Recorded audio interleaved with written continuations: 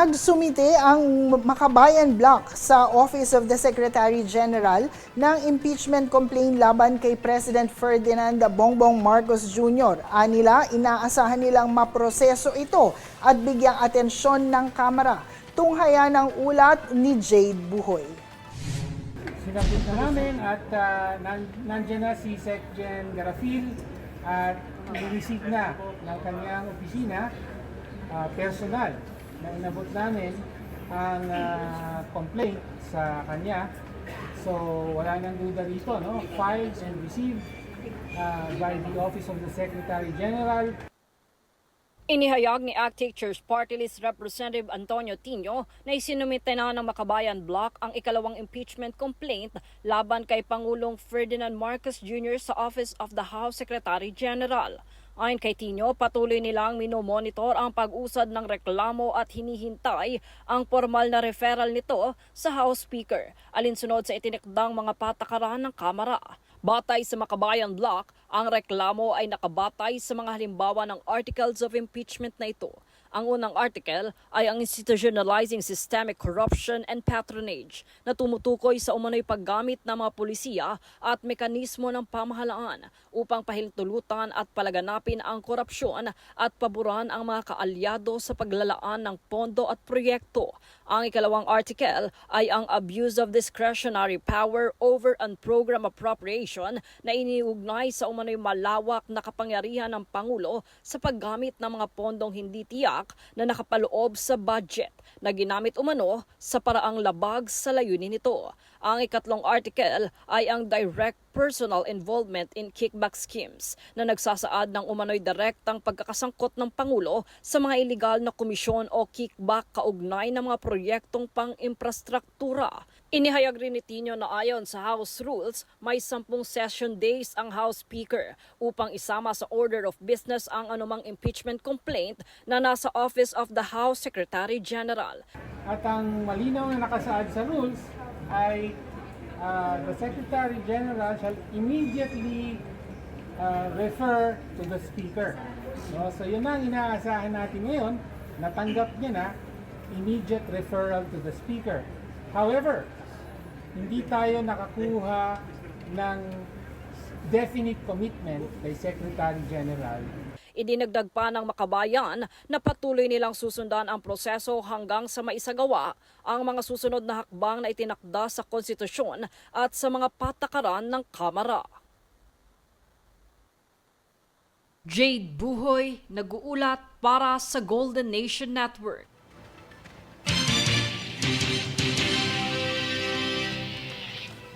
Sa kaugnay na ulat, kinumpirma ng mga progresibong grupo at mga mambabatas ng Makabayan na maghahain sila ng panibagong impeachment complaint laban kay Vice President Sara Duterte sa Pebrero matapos mapaso ang isang taong ban.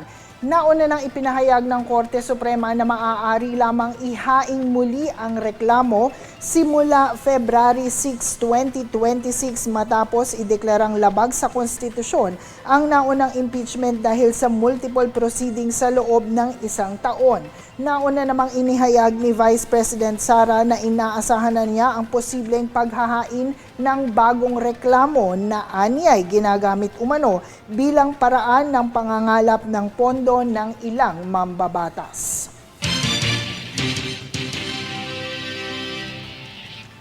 Samantala, matapos igiit ni Batangas 1st District Representative Leandro Leviste na hindi nag-ooperate ang solar para sa Bayan Corporation na iginawad ng Kongreso at humarap ng 24 billion peso penalty mula sa Department of Energy, ay nakatakda na itong imbestigahan. Kung saan ayon kay House Committee on Franchises Chairperson Jeffrey Ferrer, mayroong posibilidad na sa susunod na linggo na ang magiging pagdinig dito kasunod ng isyong kaugnay sa kanyang prangkisa. Nilinaw din ng kongresista na wala itong kinalaman sa pagsisiwalat ni Representative Leviste ng Cabral Files. Aniya, ito ay trabaho lamang upang malaman din ng publiko ang katotohanan sa likod nito.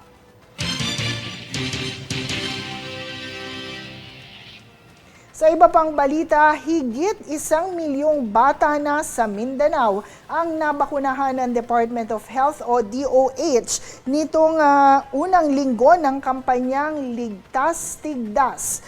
Una nang nagpaalala ang DOH na ang tigdas ay nakakahawa, ngunit kaya't hinihikayat nito ang mga magulang na pabakunahan ang mga bata dahil anya, bakuna ang pinaka-epektibong paraan upang maiwasan ang paglubha ng nararamdaman, pagka-ospital o pagpanaw na nauugnay sa tigdas. Magpapatuloy naman ang pagbabakuna ng DOH sa Mindanao hanggang Pebrero habang ilulunsad ang programa sa Luzon at Visayas sa buwan ng Hunyo.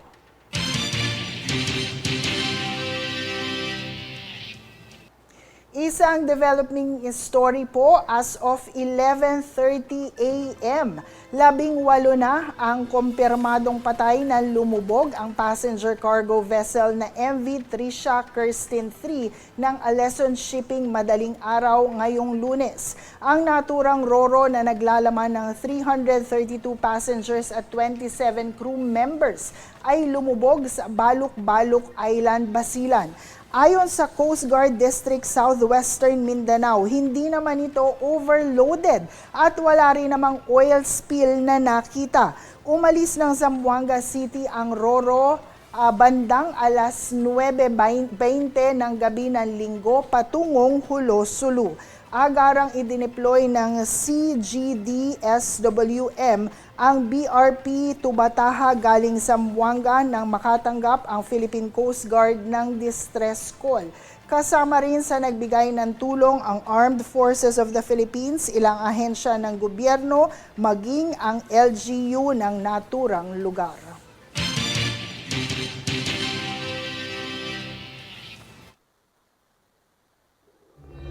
World News alas 8.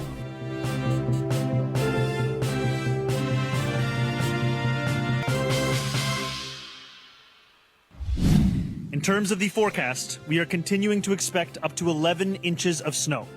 We anticipate continued heavy snowfall this afternoon, with several hours of sustained 35-mile-per-hour wind gusts. Around 8 p.m. this evening, light freezing rain will begin to fall and continue overnight. This weather will taper off tomorrow, but New Yorkers can expect a mix of light snow, freezing drizzle, and wind gusts to continue until around noon. Now, this storm is not only bringing snow with it, it carries temperatures colder than any sustained period this city has experienced for 8 years. For those without shelter, the intense cold can be fatal. Yesterday alone, before the snow had even begun to come down, at least 5 New Yorkers passed away and were found outside. I send my deepest condolences to their families and loved ones. While we do not yet know their causes of death, there is no more powerful reminder of the danger of extreme cold and how vulnerable many of our neighbors are, especially homeless New Yorkers. The United States experiences extreme weather due to the massive snowstorm. New York City Mayor Zoran Mamdani continuously reminds the people in his city that they will provide help and shelter to those in need and will monitor the situation. Meantime, some people took advantage to enjoy the snow at Central Park. Even with the continuous snowfall and extreme cold temperature, people head out to play and have fun with the family. In other states like Pennsylvania, Interstate 83 highway roads are slippery and road visibility is reduced due to snowfall. And in Jersey City, New Jersey, thick layers of snow are covering the roads and front porches. Meantime, U.S. National Weather Service says frigid air expands across 2/3 of the United States this week with sub-zero lows and record cold. This dangerous cold temperature may persist till early February. World News alas 8.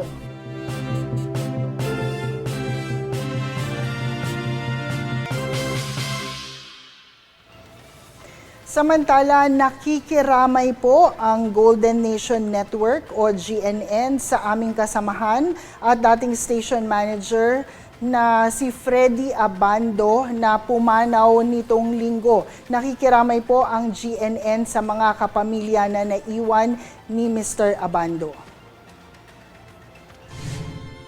Manong Freddy ay pumanaw nitong linggo sa edad na 73. Ayon sa kanyang pamilya, siya ay pumanaw ng mapayapa sa kanyang pagtulog. Kilala si Freddy Abando sa larangan ng pamamahayag dahil na rin sa kanyang natatanging galing at dedikasyon sa loob ng 35 taon. Nag-umpisa ang kanyang husay bilang newscaster at sportscaster sa PTV4 at itinuloy niya ito bilang station manager sa GNN. Manong Lolo, yan ang tawag namin sa kanya dahil siya ay nagsilbing gabay sa aming lahat sa newsroom para makapaghatid ng maayos, makatotohanan at patas na pagbabalita. Lagi po niyang ginagamit ang salitang tayo at hindi ako dahil para sa kanya, laging kailangan ng isa't isa para magawa ng maayos ang mga tungkulin. Nag-iwan ka ng marka sa buhay ng mga katrabaho mo, nanonood sa iyo at gayon din sa mga in-interview mo, Manong. Gaya ng palagi kong sinasabi, nag-iisa ka. Isa kang haligi sa larangan ng pamamahayag. May you rest in peace, my partner, my Manong, the Freddy Abando. Maraming salamat, Manong Freddy. May you rest in peace. At sa mga nais makiramay, maaari kayong pumunta sa kanyang lamay mula January 27 to 30, alas 9 ng umaga sa main building ng 4th floor QA 401, Quezon Avenue Corner, Scout Chuatoco, Quezon City. At ang cremation naman ni Manong Freddy ay magaganap sa January 30.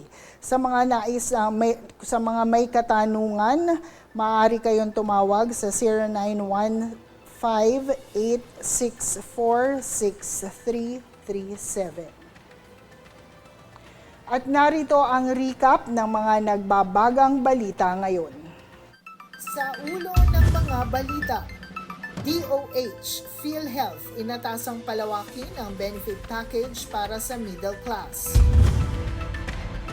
DOTR, kumpiyansang mailulunsad sa 2027 ang MRT-7 PNR. 50,000 sahod para sa guro, panawagan ni ACT Teachers Party List Representative Tinio. Impeachment complaint laban kay BBM, muling inihain ng Makabayan Bloc.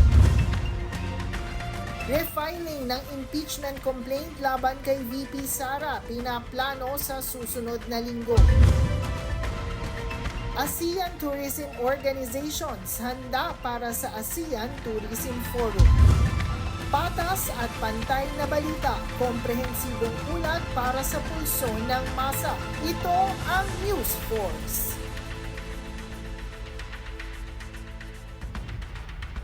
At yan po ang pinakamaiinit na mga balita ngayong araw na ito. Manatiling nakatutok sa aming mga ulat at updates sa aming Facebook page, Golden Nation Network, at mag-subscribe sa aming YouTube account at Golden Nation Network. Ako po si Lorlyn Garcia Velarde at ito ang News Force.